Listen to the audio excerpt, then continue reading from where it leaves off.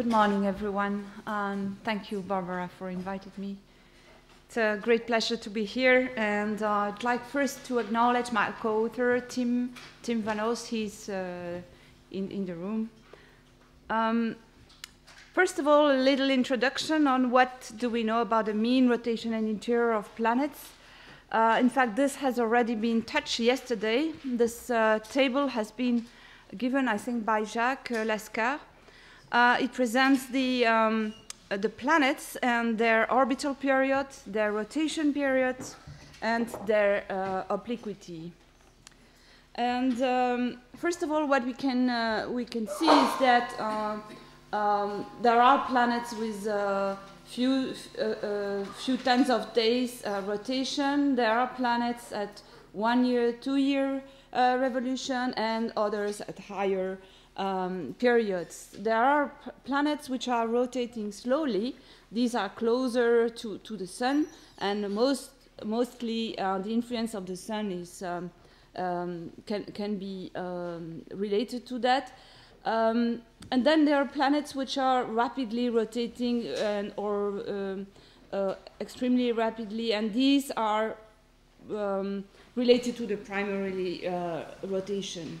The obliquity, we have planets which have almost 0 or almost 180-degree obliquity, so that's the angle with respect to the ecliptic, the rotation axis with respect to the ecliptic. There is one planet at 90 degrees, and then there are other planets at around 25 degrees inclination. So this is in a sketch I took from the web. The interior of the first small planets is like this, so with a mantle and a core, and sometimes with an inner core. Similar interiors can be found in the icy moons. This has been touched yesterday by Gabriel Toby. The mean density as a function of the radius is a line like this for Mars, Venus, and the Earth. Mercury is a little bit out of that, indicating that there is a larger core inside Mercury. Now this is finished for the general information, and we go to a more refinement on this information and how do the how is rotation of the planet observed. First of all, for the Earth, we have very long baseline interferometry. These are big telescopes which are observing quasars. Quasars are objects which are so far away in the sky that they almost don't have any proper motion. So they are like spots in the sky. And therefore, if you're looking at these spots, you can really point where the Earth is with respect to space. So, and the principle is that there are waves in all kind of frequency band, including the X band, the visual, etc.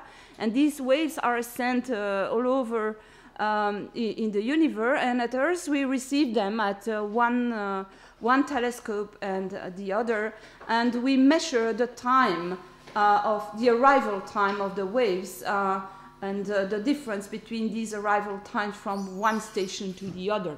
The difference in time can be transferred in terms of distance, and therewith we can observe, we can determine the Earth's orientation in space. So this is how it's working. So you have a quasar, you have a wave which is arriving at that station, then at that station we measure with a precise timing instrument like a maser, and then we compare the arrival time at one station and at the other.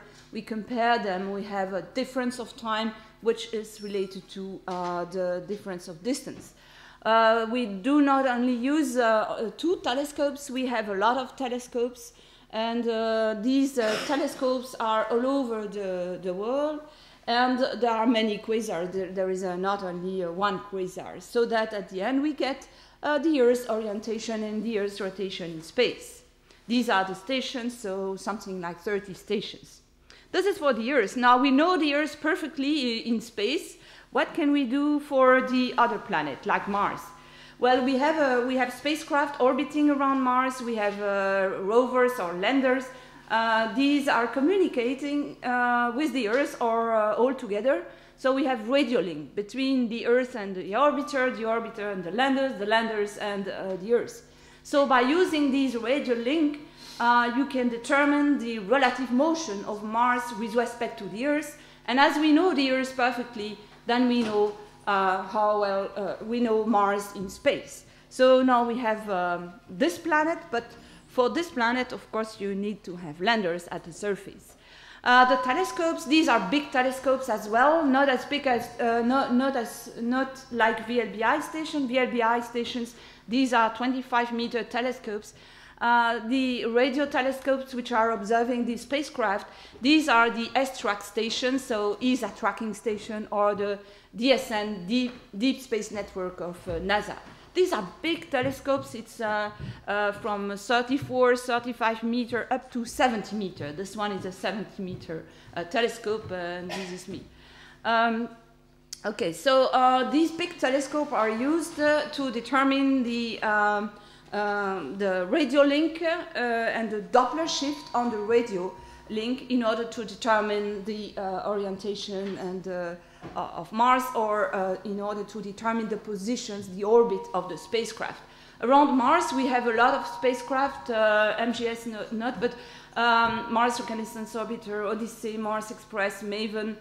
We have on the surface the Mare, the MSL, we had Phoenix, and in the future we'll get the Trace Gas Orbiter, the ExoMars entry descent landing module, and the InSight module. So this will be in 2016.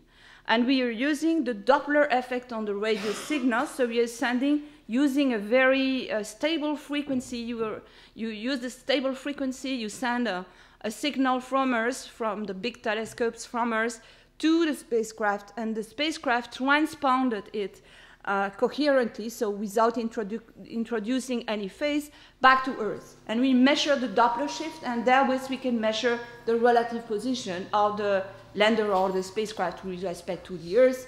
And as a spacecraft for the rotation of Mars, this is a spacecraft which will help a lot to determine Mars orientation in the future. About Mercury, how can we measure the orientation of Mercury and the rotation of Mercury? Well, there has been an experiment performed by Jean-Luc Margot from the US, and he was using signals and sending signals on the surface of Mercury, and the speckles at the surface of Mercury were sending back the signal back to Earth. And as Mercury is rotating, the signal is moving with respect to the telescope. And so what we measure is the arrival time at the different telescope as a function of time, and therewith you can measure the rotation of Mercury. What we will do in the future, and that is called the rotation experiment. This is an experiment involving not only spacecraft, but as well, not only radio link, but as well star trackers tracking the stars and the camera. So the idea is that you have an orbiter like Bepi-Colombo around Mercury. You can orient it using the star tracker, and then when it is oriented, normally the camera doesn't move. It's the spacecraft which moves. Then when it is oriented, you take a picture, and then you have this picture, and by using the radio link with respect to Earth, you determine the orientation of the spacecraft and Mercury with respect to the Earth and to space. Thus, you have a reference frame in space. So you have a picture, and you can position this picture in this celestial frame. Then you do it again. You use the star tracker, you orient your camera, you take another picture. I can go quite rapidly. You take another picture again, you do the radio link, which provides you with a reference frame, and then you compare, because it's the same reference frames, the same celestial frame, you can compare the picture, and the targets that you have taken with the camera are displaced with respect to one another. And so as a function of time, you can really determine the rotation of Mercury. So that's the way we are observing the rotation of Mercury. So now, what about the variations of these rotation, and what can we know about the interior of the planets? First of all, the two rapidly rotating planets, the Earth and Mars, they are rapidly rotating, so they are flattened. So we have an equatorial bulge, and they are inclined. Both of them are inclined with 23 degrees with respect to the ecliptic and 25 degrees. And so therefore, we have what we call precession and mutations. What about the Earth first? Well, using the VLBI, you can see that the Earth is not rotating uniformly. At the beginning, of course, the Earth was used as a timekeeper, but now we can observe the rotation of the Earth. And you have seen that it was not uniform. And as well, the orientation of the planet in space is changing. This is the precession and mutation. It's changing with respect to the sky. It's also the Earth's rotation axis is changing with respect to the planet itself. So if you look at the continent, you see that their orientation with respect to the axis is changing. And this is called polar motion. So you have everything together. You have variation of the length of day, you have variation in the orientations, and you have the variation of the rotation axis with respect to the planet itself, so polar motion. So that's for the Earth. And what can we learn when we observe that? Well, we learn that the causes of these variations, these are related to either external forcing, or the atmosphere, or interior, or the ocean, or the atmosphere. So everything is acting on Earth, interior, external, geophysical fluid, and external bodies. About the length of day variations at long time scale, very rapidly, this is present time, this is past. In the present time, we have 24 hours and 400 days in a year, but previously at 400 millions of years in the Devonian, you had 22 hours and 400 days in a year. So the Earth was rotating faster previously. Why? Because there is a moon, and also a little bit because there are oceans. But I will explain with respect to the moon what is going on. Well, we have deformation of the Earth due to the gravitational attraction of the moon on Earth. So you have a bulge related to this deformation. If everything is elastic, well, the Earth is rotating with 24 hours, the moon around the Earth 28 days, so it's slower. And so if everything is elastic, the bulge is aligned with respect to the moon. But it's not the case, it's not elastic, it is inelastic, and therefore it doesn't come back to the equilibrium state instantaneously, and the bulge is a little bit no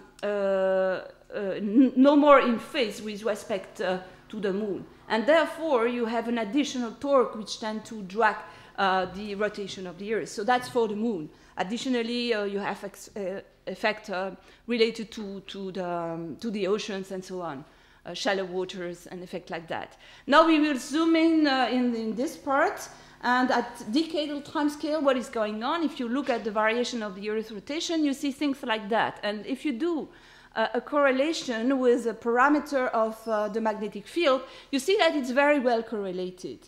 And so the causes of decadal variation, this is related to the core and to angular momentum of the core transferred to the mantle. And that is for decadal time scale. Now we will zoom in here for more detailed in about here 40 years. I have done this yesterday. You can go on this website from the Observatoire de Paris, and you can really get the parameters of the Earth's observation very precisely as a function of time. And what you see is that you have annual variations here, you have seasonal variations. So the causes of the length of day variation at short time scale, this is the atmosphere. And now you can compute from a general circulation model of the atmosphere, you can compute the angular momentum, which is in blue here, the angular momentum of the atmosphere, and compare it with the observation. This in red, these are the observation of the length of day. And you see that they match quite well, except of course for the decadal effect, but this we know is related to the core. If we zoom in now in this time scale, we see that, well, in fact, the atmosphere does not explain everything.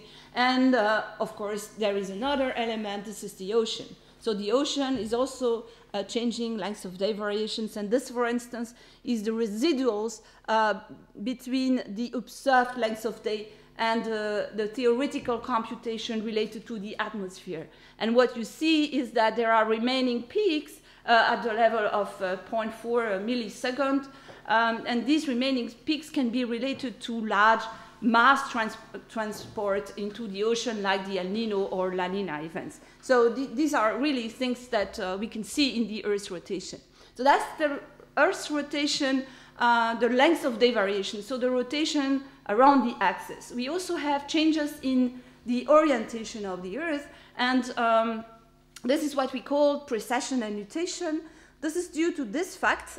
We have a gravitational effect of the sun and the moon acting on the Earth, and the equatorial, because the Earth is rotating, we have an equatorial bulge. This force is larger than that. This is the inertial effect related to the revolution, so we have 0 at the center. And here we have remaining forces, which is a torque, which tends to rock the equator toward the ecliptic. And exactly as the top, the Earth is, because it is rotating, the Earth is precessing in space around an axis which is perpendicular to the ecliptic. So what you see is that you, of course, for having precession, you need to have an inclination, you need to have the sun or the moon acting on the Earth, and an equatorial bulge on the Earth. This is the constant part, but as the distance of the Earth with respect to the sun is changing with time, with period equal to the orbital element of the Earth around the sun, well, this is not the only component. You also have what we call nutations, and these are periodic variations of the orientation of the Earth in space. And these nutations can be along the longitude or along the obliquity.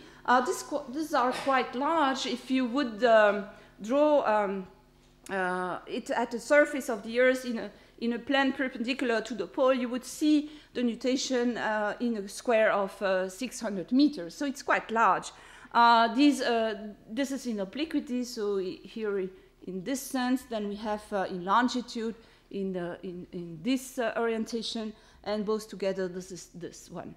So in addition to the precession, you have these nutations. Well, they are not only due to the gravitational effects, you also have a response of the Earth to this gravitational, and this response is for an Earth which is ellipsoidal, which has a solid inner core, which has a liquid outer core, which has a mantle, an elastic mantle, which deforms, and which as well have normal modes. And in particular, there is one normal mode, which is called the free core nutation, and which is related to the fact that you can rotate around an axis which is in the core, which is not the axis of rotation of the mantle. And therefore, you have pressure acting on the boundary because it's in an ellipsoidal shape. You also have this at the inner core boundary, and therefore you have all sorts of coupling involving the flattening, electromagnetic, and other couplings. So the main result for the Earth, this is from the nutation for a flattened core. We have seen that it's not in hydrostatic equilibrium. For instance, we have an increase of about 350 meters of the equatorial radius with respect to the core radius, to the polar radius of the core.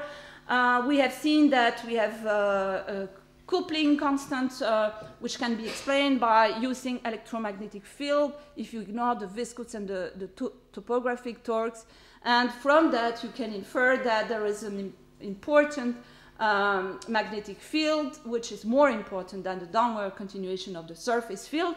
So this could be explained either by increasing the magnetic field that we don't, the part of the magnetic field that we don't see, or by using other topographic torque, and I think Buffett will speak about that later. About length of day variations, we know that the inner core gravitational coupling is important. We have torsional oscillation, and which can explain decadal timescales. I think also Bruce will speak about that. So, summarizing for the Earth, we have an Earth which is in some equilibrium, but we deform it. We have the sun, the moon, we have an atmosphere, we have the ocean. We can deform it, so we have deformation, we have polar motion, we have, if we see from space, variation in the rotation, and precession and nutation. Well, we will see that we have the same for Mars. In fact, we have also a planet which has an inclination with respect to the orbit, which can be considered in the first state as in equilibrium. Then we have the sun, an atmosphere. We don't have ocean on Mars, but we have the ice caps. All these first things can act and deform Mars. We have also polar motion for Mars, and as seen from space, we have as well variation in the rotation and variation in the length of the orientation. So that's precession and nutation. So we have exactly the same as for the Earth. And from that, we have seen that we have learned very much on the Earth by using these phenomena. So what we hope is to use these phenomena in order to understand something about the interior of the planet Mars. So again, we have a gravitational forcing, which tends to rock the equator toward the ecliptic, and as Mars is rotating, we have precession and nutations. And these precession and nutations can be used in order to understand what is going on inside Mars. Here on the left-hand side, you see a Mars with a solid core, and here you see a planet with a liquid core. Now look at the nutation, so the variation in the orientation in space, and what you see is that for a solid core, you have mutations which are smaller than when you have a liquid core. So in the case of a liquid core, you have an enhancement. This enhancement is related to the free core nutation, which is the modes that I have shown on Earth. You have the same for Mars, and this mode does only exist if the core is liquid and flattened. So yes, we will have, if we can observe the nutation, we'll have some information on the core. This is a simulation with respect to the solid case, which is here in red. When you have a liquid core, you get a resonance at the free core nutation period. This is period, and this is percentage of increase. And we will observe the nutation at annual, semi-annual, terannual, quaterrannual. So these are where we will, the period where we will observe. And you see that, for instance, for this nutation, you have an enhancement of the nutation. This is the solid case, this is the liquid case. For a nutation which is quite far away from this resonance, it is still possible to see the increase related to the liquid core if this nutation would be large enough so that we can see that in the observation. And this is the case for the prograde semi-annual nutation. It's a large nutation, and so a small enhancement of a few percent can be seen in the observation. So this is now a simulation where we have used different dimensions for the core. If you use a core which is, well, the nominal case is in green again. If you use now a core which is smaller in blue, or a core which is larger by 200 kilometers, which is in red, you see that the resonance is changing, and therefore if you're observing at this frequency, you see that for a small core you have a little enhancement, the nominal case is here, and then for a large core you have a large increase of the nutation. So you immediately see that when observing the nutation, you can tell something about the dimension of the core. More precisely, this is a work done by Attilio Rivoldini, who is also in the room. You can use a lot of models for the interior of the Earth, a lot of mineralogy for the mantle, and do some more precise simulations, and using what we know already from spacecraft, you can determine the radius of the core at this level. So by observing later on the nutation more precisely, you will refine these measurements. Okay. Another thing that you can do is to observe the length of day variation, exactly as for the Earth. The length of day variation of Mars now. And this is related to the sublimation and condensation process of the ice caps. So you have the ice caps, and with the seasons, when it's summer, the ice caps are evaporating, so sublimating in the atmosphere, and when it's the winter, they are condensating. And if you look at the rotation, you see that the rotation is changing with respect to the time because of this phenomena, the masses changes in the atmosphere. And so we will observe this. And if you look at a point at the equator and you look all the time to the same points, you see that this point will move as a function of time. And this is a huge signal. We already see that with the MER, with the Mars exploration rovers. One of them was stacked for a few months. And with the radio signal, we see that already. See, this is 15 meters at the surface, so it's quite large, and we can see that. So some results concerning Mars. We know that tides and precession that we can observe already from spacecraft. This allows to conclude that the core is at least partially liquid. The tides and the precession allow to constrain the liquid core dimension at a range of 300, 200 kilometers more precisely now. And if the light element in the core is sulfur, then there would be no inner core. This is a result which is, of course, related to interior modeling, like Attilio Rivoldini is doing. And more to come soon, of course, when we will get the InSight mission on the surface. About Venus, I was very glad to see what Jacques Lascar was explaining yesterday, because I'm always running out of time, but he explained a lot about Venus. So we know about the rotation of Venus. It's a rotation which is slower, so it doesn't interest me so much, but it interests more Jacques. So it was very nice to see his result. I have summarized them here. So if you can slow down the rotation until developing a retrograde rotation, or you can slow down the rotation, then flip the rotation axis in the scenario that he had shown yesterday.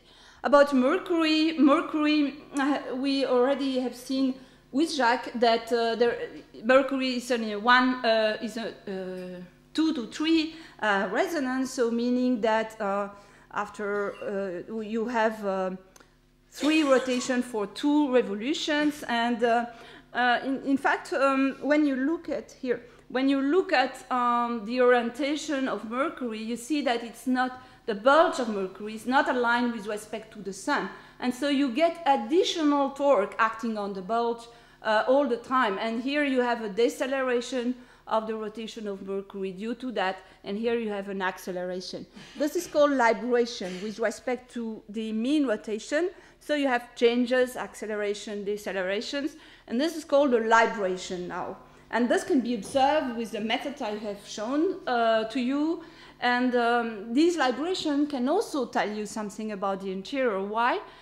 Because if you have a solid core, well, the libration is all together, the solid core and the liquid core, and it would be something like 200 meters. While if you have a liquid core, you have, of course, you have coupling mechanism, but in the first approximation, the core is not moving with respect to the mantle. And the libration for this case with a liquid core are at the level of 455 meters. This has been observed by Margot, and using the messenger gravity field together with the libration, you can determine again the radius of the core, and this has been done by Attilio Rivoldini and Tim Van Oost last year. So very interesting result from messenger. Babi Colombo will of course refine all this. Conclusion, planetary geodesy is very helpful for studying planets and moon in the solar system, in particular for obtaining their rotation and orientation, and therewith for obtaining properties of the interior of these planets or moon. Thank you for your attention.